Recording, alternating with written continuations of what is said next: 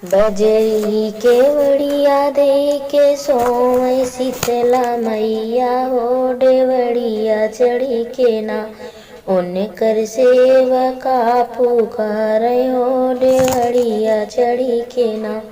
कवन जरूरतों के पड़ल सेवकवा हो आधी की रतिया ना हमके सोवत जगवल हो आधी की रतिया ना। इतनी की दुनिया क्षमा कर सेवकवा हो सबेरवा होत ना कटबै तोहरा संकटवा हो सबेरवा होत ना।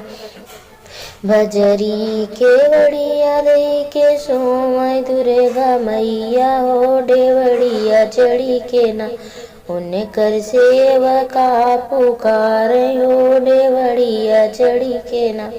इतनी की दुनिया क्षमा कर सेवकवा हो सबेरवा होत ना कटबै तोहरा संकटवा हो सबेरवा होत ना। बजरी केवड़िया दे के सोवै काली मैया हो डेवड़िया चढ़ी के ना उनकर सेवका पुकारै हो डेवड़िया चढ़ी के ना।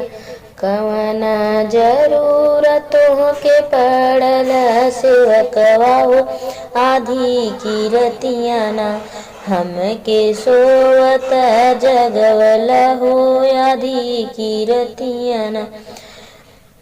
इतनी की दुनिया क्षमा कर सेवकवा हो सबेरम होत ना कटबै तोहरा संकटवा हो सबेरवा होत ना। बजरी केवड़िया दे के सोवै दुर्गा हो देवड़िया चढ़ी के ना उनकर सेवका पुकारै हो डेवड़िया चढ़ी के ना। कवन जरूरतों के पड़ल सेवकवा हो आधी की रतिया ना हमके सोवत जगवल हो आधी की रतिया ना।